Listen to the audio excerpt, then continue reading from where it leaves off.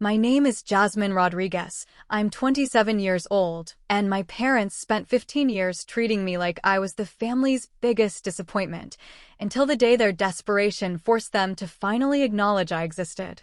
Before we continue, if you enjoy emotional real-life style stories like this, make sure to subscribe so you don't miss the next one.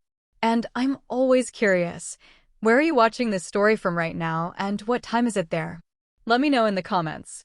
I was the middle child in a house where that meant invisible. My older brother, Marcus, was the success story, business degree, high-paying corporate job, the son who made my parents proud at every dinner party. My younger sister, Olivia, was the baby, the one they doted on constantly, gave money to without asking, defended no matter what she did wrong. And then there was me. I wasn't as impressive as Marcus. I wasn't as cute or sympathetic as Olivia. I chose nursing instead of law school, which my parents saw as settling. When I married James, a guy who worked in construction, my dad literally said, "You could have done better." At my own wedding, in front of 200 people, my parents didn't come to my nursing school graduation. My mom had a migraine, my dad had a golf tournament he'd already committed to. But when Olivia graduated from community college, which took her 6 years, they rented a party bus and hired a photographer. The comparisons never stopped.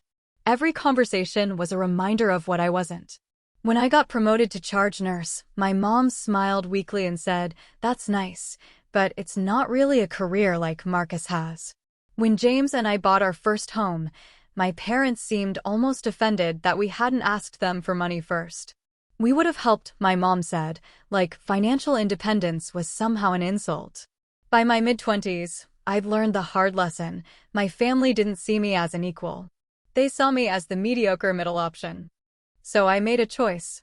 I stopped calling, stopped showing up to family events, stopped explaining myself or defending my life choices. I built a life with James that had nothing to do with their approval. We had friends who actually valued us. A marriage that felt like a partnership instead of a performance. Quiet Sunday mornings without the weight of never being enough. For 18 months, the silence was complete. Then everything shifted. Marcus's business collapsed. Bad investment, worse partners, and suddenly the golden boy was facing bankruptcy. Olivia's life fell apart too. A failed engagement, mounting debt from poor financial decisions, a spiral that nobody in the family wanted to talk about. My parents were in crisis mode, and for the first time, they couldn't fix it by throwing money at the problem. That's when the letter came. It was formal, legal, official, from my father's attorney. When I opened it, my hands started shaking, not from anxiety, but from something else. Something closer to disbelief. Because what my father was asking for wasn't just money or help. It was something far more calculated. He wanted me to sign over my claim to my grandmother's estate. Years ago, my grandmother, my dad's mother, had left her entire property portfolio to be divided equally among her 3 grandchildren, me, Marcus, and Olivia. It was worth millions. A safety net I'd never relied on, but knew was there. My parents had never mentioned it, never acknowledged it, probably hoped I'd forget about it completely. Now, suddenly, they needed it. Marcus needed capital to restart. Olivia needed to pay off debts. And my parents wanted me to sign it all away so they could redistribute it to the ones who really needed help. As I read the words on that page, something broke open inside me. And I laughed. I sat at my kitchen table for what felt like hours, just staring at that letter. James found me there, still in my work scrubs, the legal document spread out in front of me like evidence at a crime scene. "Babe, what is it?" he asked, reading over my shoulder. I watched his face shift from confusion to anger to something darker, understanding. "They want me to sign away my inheritance," I said quietly. "All of it. So they can give it to Marcus and Olivia." James sat down slowly. "Can they even ask you to do that? Legally?" "No. But that's not the point." I looked up at him. "The point is, they're so desperate that they're finally admitting I have something they want. After 27 years of acting like I'm worthless, they need me." The irony was almost beautiful in its cruelty. I didn't respond to the letter immediately. Instead, I did something that probably should have occurred to me years ago. I called my grandmother's estate attorney directly.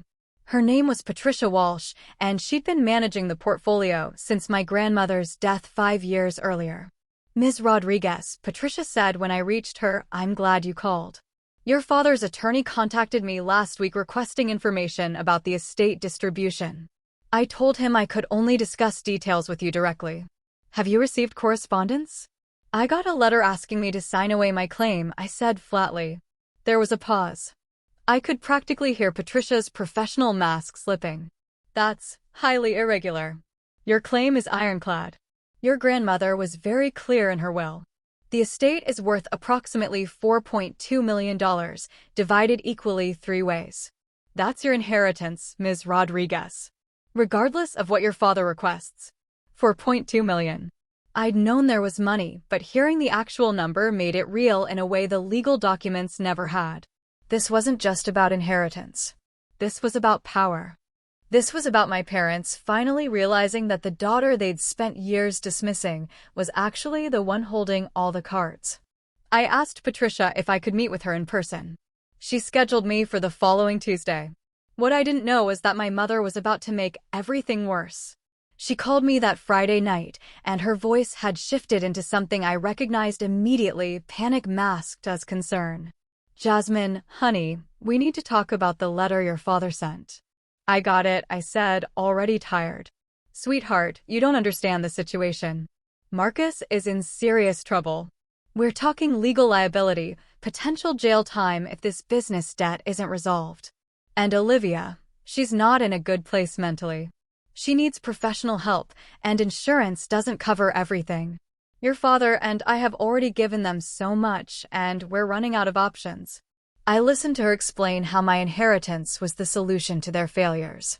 How my sacrifice was the only thing that could save the family. How, as their daughter, I should understand that family comes first. "Mom," I interrupted, "why are you calling me instead of Marcus or Olivia asking them to help themselves?" Silence. "Why aren't you asking Marcus to work his way out of this? Why isn't Olivia getting a job? Why is the answer always that I have to give up what's mine?" "That's not fair," my mom said, her voice getting sharp. "You've always been selfish, Jasmine. Even as a child. While Marcus and Olivia needed us, you were always fine. You never needed anything from us, so you think you can just abandon the family when we actually need you." There it was. The real narrative. I wasn't independent, I was selfish. I wasn't self-sufficient, I was ungrateful. And now that they needed something from me, my refusal wasn't a boundary, it was betrayal. "I have to go," I said. "Jasmine, wait." I hung up. But that conversation haunted me through the weekend. Because despite everything I knew, despite every rational argument, part of me still felt guilty. Still felt like maybe I was the problem. Maybe I was supposed to sacrifice myself for people who'd never sacrificed for me. That's what family trauma does. It makes you doubt your own reality. Tuesday morning, I met with Patricia at her office downtown. She walked me through the estate documents, explained my rights, and then leaned back in her chair with a knowing look.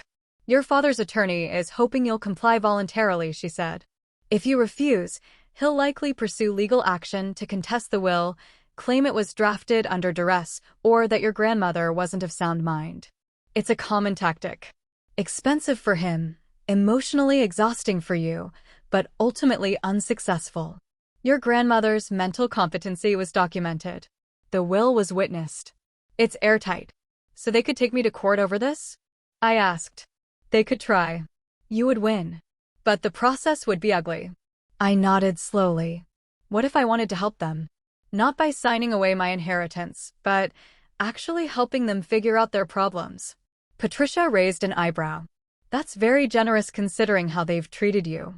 "It's not generosity," I said. "It's strategy. I spent 3 days planning what I was going to do. James thought I was crazy at first. Why would I help people who'd spent years treating me like I didn't matter? But I explained it to him slowly, carefully, like I was working through the logic myself. Because, I said, if I just refuse them, I become the villain in their story. The selfish daughter who abandoned the family and then wouldn't help when things got hard. But if I help them my way, on my terms, I control the narrative.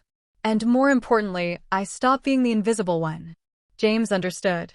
He always did. On Wednesday morning, I called my father directly. Not my mom, my dad.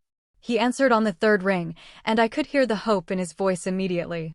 He thought I was calling to agree. "Dad, I'm not signing away my inheritance," I said before he could speak.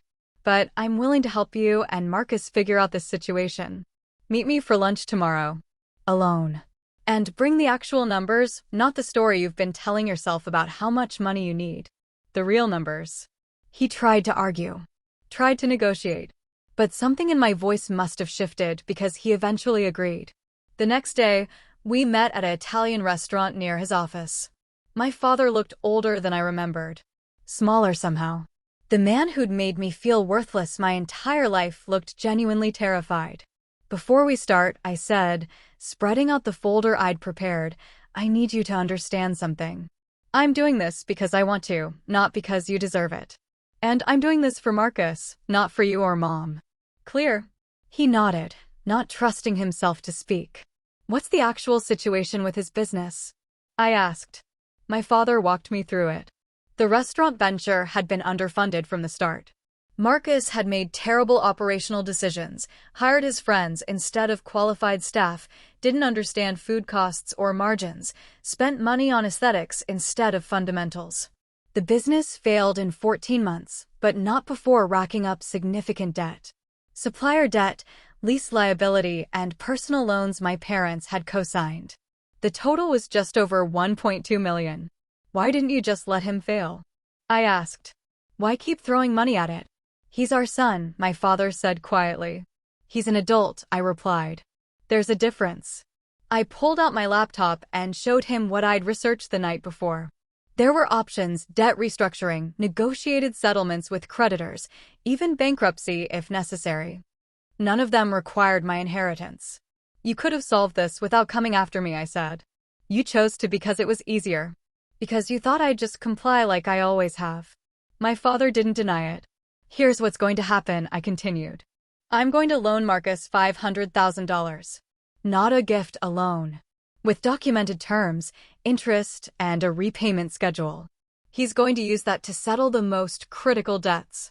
For the rest, he's going to declare bankruptcy and rebuild from zero, like a normal person who made bad decisions has to do." "Jasmine, that's not enough." "It's more than enough," I interrupted. "It's more than he deserves. And it comes with conditions." I laid out the terms. Marcus had to enter financial counseling. He had to attend therapy to address why he thought the world owed him a consequence-free life. He had to get a real job, any job, while he rebuilt his credit. And he had to understand that this was a one-time help. No more bailouts. No more parental safety nets. "What about Olivia?" my father asked. "Olivia is not my problem," I said flatly. "She's 24 years old and perfectly capable of figuring out her own life. If you want to help her, that's your choice. But not with my money, and not by asking me to sacrifice what's mine." My father's face hardened slightly. "Your mother was right. You are selfish." The words should have hurt. A week ago, they would have. But something had shifted inside me. I could see the manipulation now, the way he was trying to make me feel guilty for setting boundaries. The way he'd weaponized my compassion. "No," I said calmly. "I'm not selfish. I'm finally putting myself first. There's a difference. And Dad? If you or Mom try to contest the will, if you take me to court over this, I'm done. Completely done. You won't hear from me again. And honestly, I think we both know I'll be better off." He stared at me for a long moment. Then something broke in his expression, not softness, but resignation. He finally understood that I wasn't the little girl he could ignore and manipulate. I was a woman with resources, boundaries, and the willingness to use both. "Okay," he said finally. "I'll talk to Marcus. About the loan and the conditions." "Good," I replied. "And Dad? I need you to tell Mom something. Tell her that my refusal to set myself on fire to keep her warm isn't selfishness. It's survival." I left the restaurant feeling lighter than I had in years. But I didn't know that my generosity was about to backfire in ways I never expected. 2 weeks later, after I'd wired the money to Marcus and watched him reluctantly enroll in financial counseling, my mother called again. Her voice was different this time, not panicked or manipulative, but cold. "I've been talking to some people," she said without preamble. "Nurses at the hospital where Olivia had her psychiatric evaluation. They say you've been spreading rumors about our family, about our finances, about Marcus's business failure." My stomach dropped. I hadn't told anyone except James, and James would never gossip. But I realized immediately what was happening. My mother was creating a false narrative to discredit me. "That's not true," I said. "Well, it's your word against theirs," she replied. "And honestly, given your history of mental instability and your abandonment of this family, I think people will believe me." She was using my own silence against me. The 18 months of no contact, the refusal to justify myself, the distance I'd created, she was reframing all of it as evidence of mental illness and character defect. "What do you want?" I asked, already knowing the answer. "I want you to come to a family therapy session," she said. "This Saturday. A real one with a licensed therapist. So we can talk about why you're being so cruel to people who love you." It was a trap. A perfectly constructed trap designed to make me look like the problem if I refused, and to publicly humiliate me if I agreed. I had 24 hours to decide how to respond. I didn't sleep that night. James held me while I spiraled through every possible outcome, every way this could go wrong. The therapy session was designed as a public execution disguised as healing. My mother had already poisoned the well, told people I was unstable, spread rumors about my abandonment issues, set the stage so that no matter what I said, I'd be cast as the problem. If I showed up, I'd be walking into a room where 3 people had already decided I was guilty. If I didn't show up, I'd be proving their point, the unstable daughter who refuses to work on her family relationships. "Don't go," James said simply. "You don't owe them your presence or your vulnerability." But something in me needed to understand what was really happening. Why my mother was willing to destroy my reputation to pull me back into their orbit. It wasn't just about money anymore. It was about control. Friday afternoon, I did something that surprised even me. I called my brother Marcus directly. We hadn't spoken in months. The last time we'd interacted was when he grudgingly accepted the loan terms I'd outlined. I expected him to be cold, resentful, angry that I'd humiliated him by making his failure so public and so conditional. Instead, he sounded exhausted. "Marcus, did Mom tell you about the therapy session tomorrow?" I asked. "Yeah. She wants me there to talk about how you've emotionally damaged me by refusing to support my business," he said flatly. "Jasmine, I know what she's doing. I'm not stupid. Are you going?" I asked. There was a long pause. "I don't know. Part of me thinks I should. Part of me thinks it's a setup. But..." He sighed heavily. "Look, I've been in counseling for 2 weeks now. Real counseling. Not the kind Mom wants, where it's all about blaming you. The kind where I have to actually look at my own choices. And it's brutal." "What do you mean?"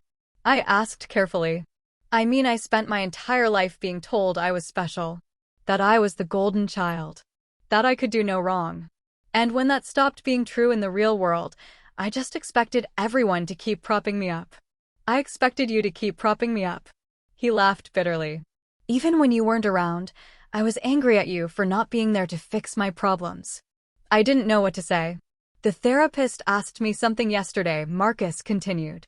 "She asked me what I'd actually accomplished on my own, without Mom and Dad's money or connections. And I realized I couldn't answer. Everything I thought was my success was actually just inherited privilege that I'd confused with talent." "Marcus, I'm going to the session tomorrow," he said. "But not to blame you. I'm going to tell the truth about what happened with my business. And I'm going to tell Mom and Dad that I'm tired of being their excuse for why they can't take responsibility for their own lives." After we hung up, I sat in stunned silence. I'd prepared for Marcus to be my enemy. Instead, he was becoming the first person in my family to actually see what was happening. The next morning, I decided to go to the therapy session. Not because I owed my family anything, but because I needed to see this play out. I needed to watch my mother's carefully constructed narrative collide with reality. The therapist's office was in a professional building downtown, neutral territory at least. The therapist herself was a woman in her 60s named Dr. Chen, and I could tell immediately that she had no idea what she was walking into. My parents were already there when I arrived. Olivia sat between them, looking small and scared. Marcus stood by the window, his posture suggesting he was mentally somewhere else. And my mother smiled when she saw me, a smile that didn't reach her eyes. "Jasmine, I'm so glad you came," Dr. Chen said warmly, gesturing for me to sit. "Your mother mentioned that there's been some tension in the family. Why don't we start by having each of you share how you're feeling?" My mother went first. She painted a picture of a devastated family torn apart by my abandonment. She talked about how I'd shut them out without explanation, how I'd refused to help when crisis hit, how I was spreading lies about them in the community. She cried real tears, I'll give her that, and described the pain of having a daughter who'd become unstable and ungrateful. It was a masterclass in victim narrative. Then Olivia spoke, and her story aligned perfectly with my mother's. I'd hurt the family. I'd embarrassed them. I was the reason everything had fallen apart because my mental health issues had created a toxic dynamic that infected everyone around me. Dr. Chen was taking notes, nodding sympathetically. I could see her starting to form a picture of me as the problem. Then Marcus stood up. "That's bullshit," he said quietly. "And I'm not doing this anymore." My mother's face went white. "Marcus, language." "No," he said, looking directly at Dr. Chen. "You need to hear what actually happened. My business failed because I made terrible decisions. I spent money I didn't have. I hired people based on friendship instead of competence. I didn't understand basic business fundamentals. That was on me. Not on Jasmine. Not on anyone but me." He turned to face my parents. "You kept giving me money because you couldn't stand the idea that I'd failed. You kept telling me it wasn't my fault, that I just needed more capital, more chances, more help. You were trying to rewrite reality instead of letting me learn from my mistakes. And when Jasmine refused to enable that, you decided she was the villain." "Marcus, you're upset," my father said carefully. "I'm clear," Marcus corrected. "For the first time in my life, I'm actually clear about what's happening. Jasmine loaned me $500,000, money she didn't owe me, and put conditions on it that are actually helping me rebuild. And Mom, you're angry about that because it means you can't control the narrative anymore. You can't tell everyone that Jasmine's the problem when she's actually the only one acting like an adult." My mother's face was flushing. "After everything we've done for you." "That's exactly it," Olivia said suddenly. Everyone turned to look at her. "You did things for us. Not because you loved us, but so you could hold it over us.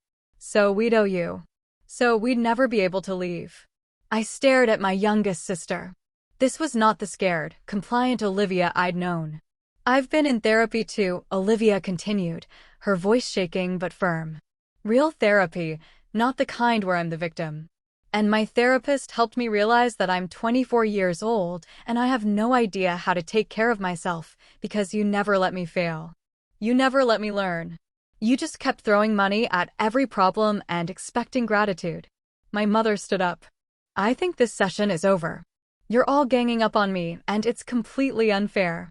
"No one's ganging up on you," Dr. Chen said carefully.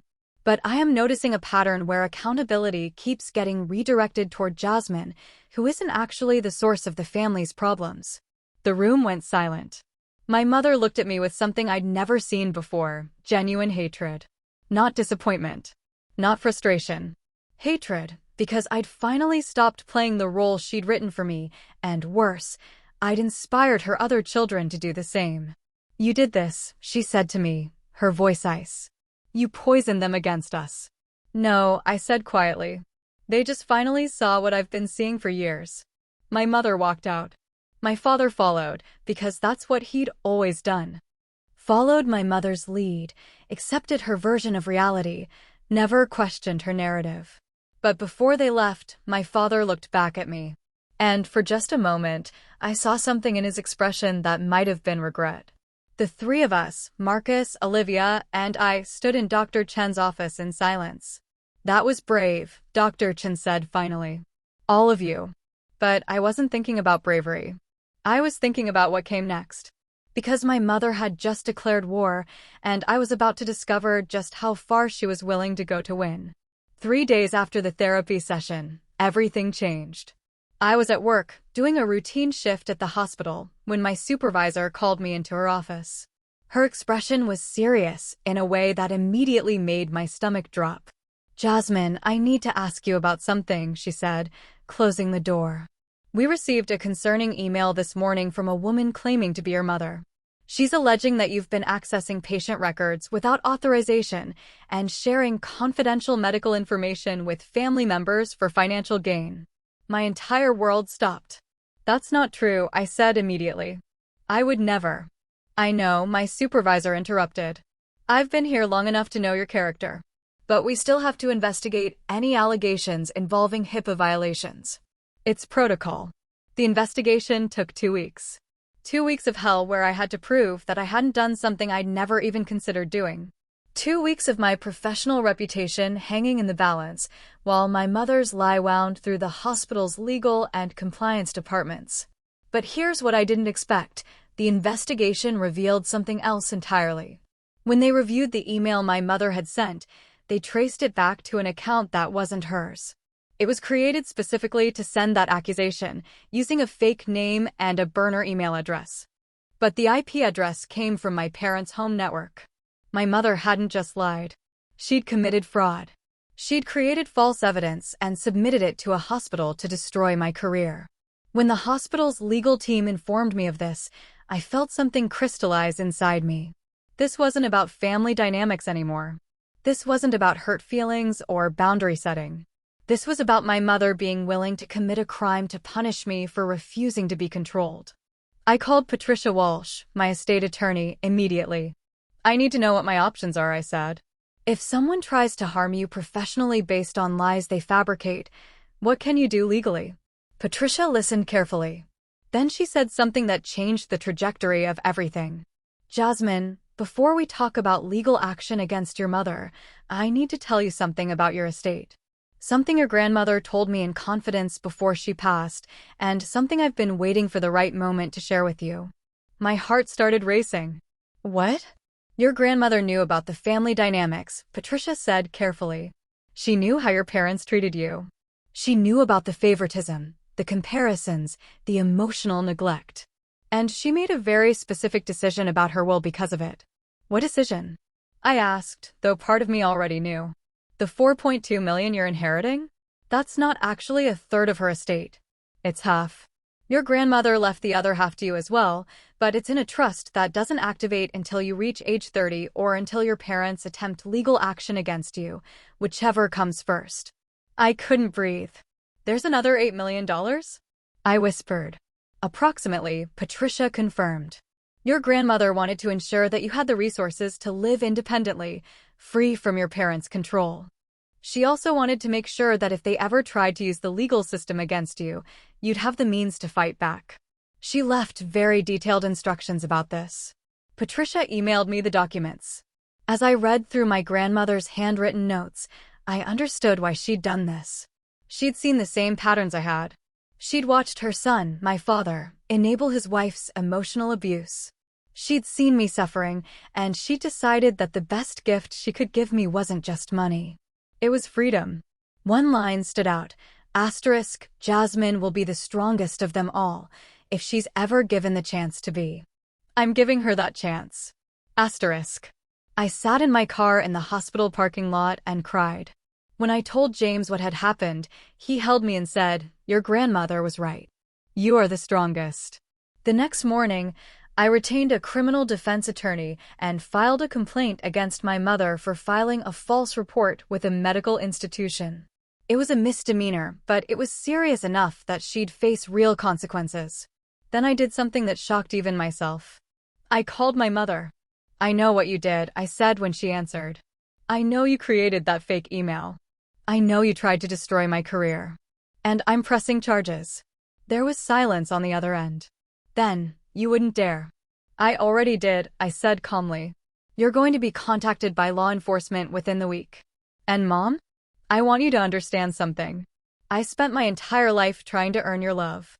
Trying to be good enough, smart enough, worthy enough.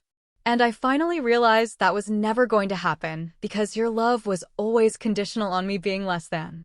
On me being small and grateful and willing to sacrifice myself for people who didn't deserve it. Jasmine. I'm done, I said. I'm going to help Marcus and Olivia figure out their lives because they're finally willing to do the work. But you and Dad? You're on your own. And honestly, I hope you figure out how to change. But I'm not going to wait around for it anymore. I hung up. What I didn't expect was that my father would call me 3 hours later. Your mother is having a breakdown, he said without preamble. She's locked herself in the bedroom. She won't eat. She won't talk to anyone. Part of me, the part that had been conditioned my entire life to be her emotional caretaker, wanted to rush over there. To fix it. To make it better. But James was watching me, and he just shook his head slightly. Dad, I said, that's not my responsibility. You're her husband. That's your problem to solve. But what if she does something to herself? His voice cracked. Then you call 911, I said. You get her professional help. You do what you should have done years ago instead of enabling her emotional abuse. I could hear him breathing heavily on the other end. And then, quietly, he said, You're right. You're actually right. He hung up before I could respond. For the first time in my life, I felt completely free. But freedom came with a cost I hadn't anticipated. Because my mother's breakdown wasn't just a personal crisis. It was going to uncover something about my family that would change everything I thought I knew about my past. My father called me 2 days later. His voice was different, hollow, like something inside him had broken open and all the air had escaped. Can you come over? He asked. There's something you need to see. Something I need to show you. Every instinct told me not to go. Going back to that house meant stepping back into the emotional minefield I'd finally escaped. But something in his tone suggested this wasn't manipulation. This was desperation. James offered to come with me, but I told him I needed to do this alone. The house looked smaller than I remembered. The place where I'd spent 18 years feeling invisible now just looked sad, expensive, but joyless, like a museum dedicated to the performance of a family that had never actually existed. My father was sitting in the kitchen, surrounded by papers. Medical records. Financial statements. Old letters. He looked like he'd aged a decade in the past 72 hours. Your mother's in a psychiatric facility, he said without preamble. She admitted herself voluntarily after I told her I was going to file for divorce if she didn't get help. The doctor says she's been dealing with untreated bipolar disorder for probably 30 years. Maybe longer. I sat down slowly. Dad, let me finish, he said. I need to tell you everything. What followed was a confession that reframed my entire childhood. My mother's mental illness had manifested early in their marriage, but instead of getting treatment, she'd hidden it. Self-medicated with alcohol and prescription pills. Built elaborate narratives to explain her mood swings and emotional cruelty. And my father, instead of insisting she get help, had enabled it. Had covered for her. Had basically spent 30 years managing her illness instead of addressing it. When you were born, my father said, his voice breaking, your mother had postpartum depression so severe that she refused to hold you. She'd go days without speaking. And I tried to manage it. I thought if I was good enough, patient enough, if I just kept the family running smoothly, she'd eventually get better. She never got better, I said quietly. No, he agreed. But she got better at hiding it. And the way she hid it was by creating a hierarchy. Marcus was the golden child because his achievements gave her something to be proud of. Olivia was the baby because babies don't challenge you or require emotional reciprocity. But you. He looked at me with tears streaming down his face. You were too perceptive. Too independent. You saw through her performance, even as a kid. And that terrified her. So she decided you were the problem. That if she could just make you small enough, quiet enough, needy enough, then you wouldn't see what was really happening. I felt something crack open in my chest. All those years, I said slowly, when I thought I wasn't good enough, it wasn't about me. It was about her. It was never about you, my father confirmed. And I should have protected you from that. I should have gotten her help. I should have done 1,000 things differently. But I was so focused on managing her illness that I neglected to see what it was doing to you. To all of you. My father pulled out one of the documents. It was a journal entry from my mother, dated when I was 12 years old. In it, she'd written, Jasmine makes me feel like a failure. She's so competent, so independent. She doesn't need me. And I can't stand feeling unnecessary. So I'm going to make her need me. I'm going to make her doubt herself so badly that she has to come to me for validation. Reading those words, I understood that my mother's cruelty had never been about who I was. It had been about her own terror of irrelevance. There's more, my father said. He handed me another document. This is from her therapist. Your mother admitted that she spent years sabotaging your confidence because she was afraid that if you believed in yourself, you'd leave and never come back. She was right, I said flatly. I know, my father replied. And the irony is, all her attempts to keep you close just pushed you away faster. And now she's facing the consequences of that, and she doesn't know how to handle it. Does she know you're telling me this? I asked. No, my father said. Her therapist advised against it. Said it wasn't my place to disclose her medical information. But I think you deserve to know the truth. I think you deserve to understand that her cruelty wasn't because you weren't worthy of love. It was because she was too broken to give it. I sat with that for a long moment. Because understanding the source of my mother's abuse didn't erase the abuse itself. It didn't undo 18 years of feeling like I wasn't enough. But it did reframe it. It transformed her from a villain into someone deeply unwell, someone who'd hurt me because she was hurting. And that was somehow both more painful and more freeing. What happens now? I asked. That depends on you, my father said. Your mother is getting treatment. Real treatment, not just medication management. She's in intensive therapy, and for the first time, she's actually doing the work. But I'm not going to ask you to forgive her. I'm not going to ask you to have a relationship with her. I'm just asking you to understand that what happened to you wasn't your fault, and it wasn't because you were unworthy of love. What about you? I asked. What are you going to do? I'm filing for divorce, he said. I've enabled her behavior for 3 decades, and I can't do it anymore. I need to figure out who I am outside of managing her crisis. And I need to apologize to you for not protecting you when I should have. My father reached across the table. Jasmine, I'm so sorry. For all of it. For the years you spent thinking you weren't good enough. For letting your mother treat you like you were the problem. For choosing to manage her illness instead of protecting my child.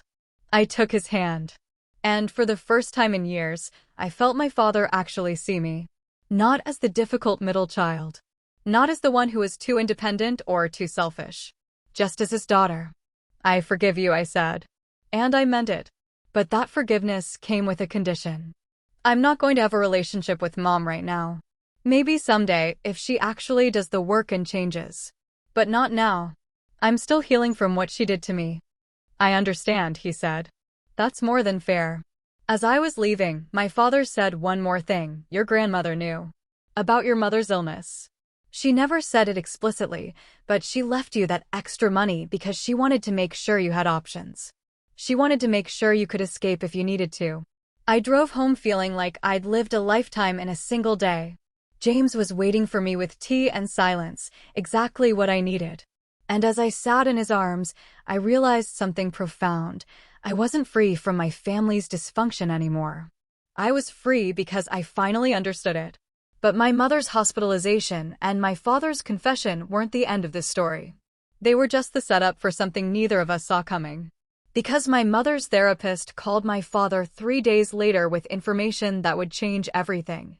The therapist's call came on a Wednesday afternoon. My father called me immediately after, his voice shaking. There's something else, he said. Something your mother revealed during her sessions. Something that explains a lot. I met him at a coffee shop downtown, neutral territory, the way we'd started doing things since the therapy session disaster. He looked even more exhausted than before, like he was carrying a weight that was getting heavier by the day. Your mother wasn't always like this, he began.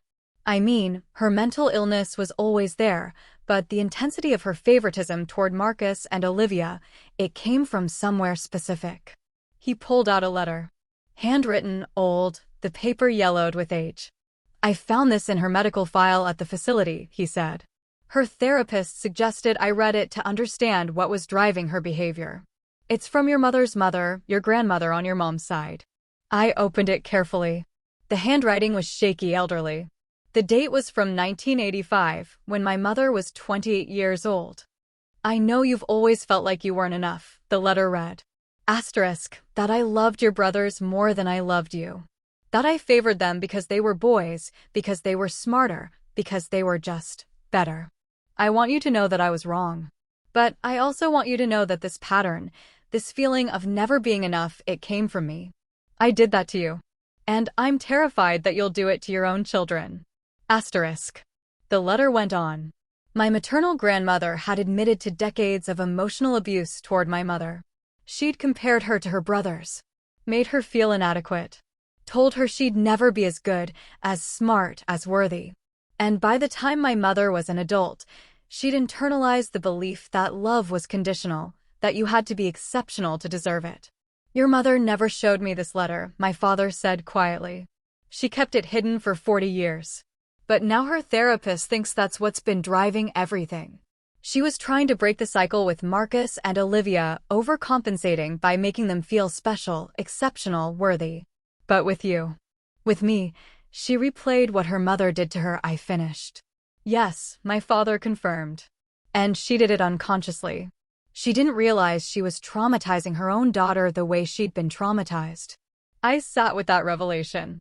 My mother's cruelty was rooted in her own wound. Her abuse was a trauma response. And somehow, knowing that made it both less personal and more tragic. There's more, my father said.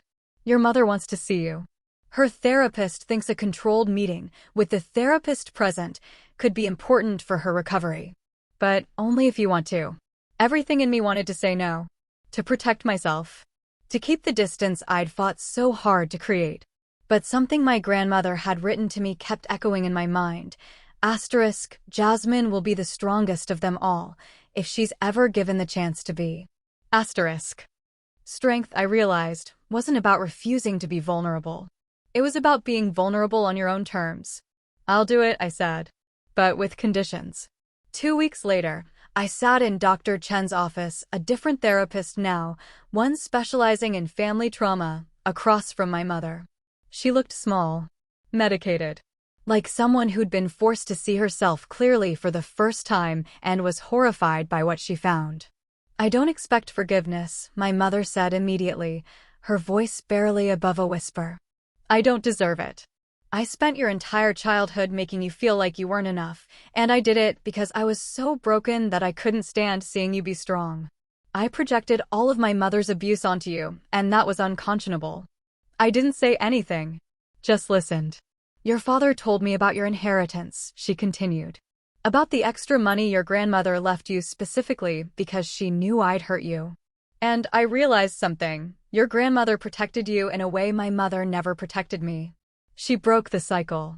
And I just perpetuated it.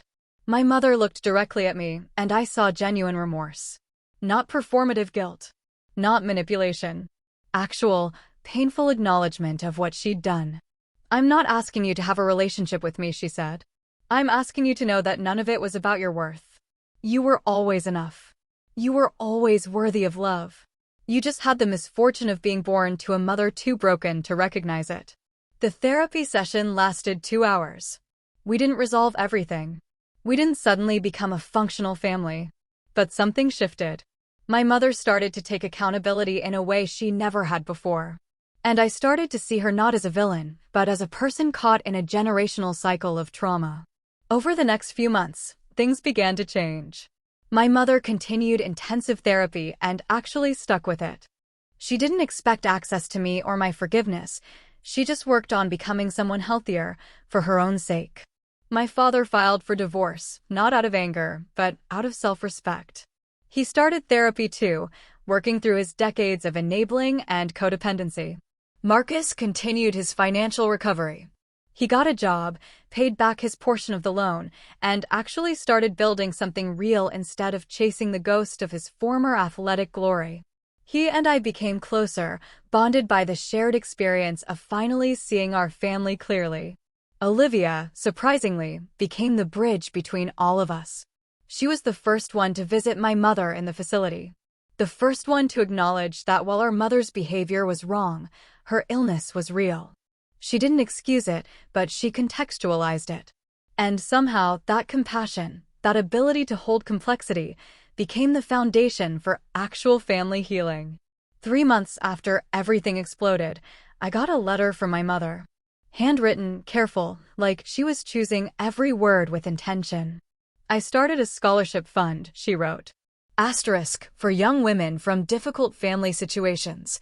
It's small now, but I'm funding it with money I would have spent on things I don't need. Your grandmother left me a modest inheritance, and I realized that instead of trying to win back your love with money, I should use it to help girls who are where you were. Girls who are invisible in their own families. If nothing else, maybe that can be my way of breaking this cycle." Asterisk. She signed it simply, asterisk, Mom. Asterisk. I showed it to James, and he smiled. "Are you going to respond?" "Yes," I said. "But not yet. She needs to prove she's serious first. Real change takes time." The truth was, I'd finally learned something that my mother never got to learn as a child. I was allowed to protect my own peace. I could acknowledge her humanity without sacrificing my healing. I could see her pain without absorbing it. 6 months later, I received a check from my mother's scholarship fund, the first donation from an anonymous source. The amount was significant. The attached note said, asterisk, "for Jasmine, because you taught me that real strength is knowing when to walk away and when to come back. I'm still learning." Asterisk. I donated it back to the scholarship fund. Because I'd realized something profound. The greatest inheritance my grandmother gave me wasn't money. It was the knowledge that I was worthy of love exactly as I was. That my independence wasn't a flaw. That my refusal to set myself on fire to keep others warm wasn't selfish, it was survival. And that sometimes, the most powerful thing you can do is simply refuse to participate in someone else's dysfunction. Standing in my kitchen with James, looking at the scholarship documentation with my mother's name on it as founder, I finally felt it. Not forgiveness yet, that would come slowly if it came at all. But understanding. And with understanding came the possibility of something my family had never had before, actual change. My mother would spend the rest of her life rebuilding what her illness had destroyed. My father would learn who he was outside of her crisis. Marcus would become someone genuinely successful, built on his own effort instead of inherited advantage. Olivia would become the emotional center of a family finally learning how to be honest. And me? I would become the woman my grandmother always believed I could be, strong enough to survive, wise enough to heal, and secure enough to know the difference between love and obligation. The lawyer's letter that started all of this had been asking me to sacrifice myself for people who'd spent years making me feel invisible. I'd refused. And in refusing, I'd finally become visible to myself and eventually to everyone who mattered. This was my story. If it touched your heart, make sure to subscribe. And if you're going through something similar, share it in the comments. Thanks.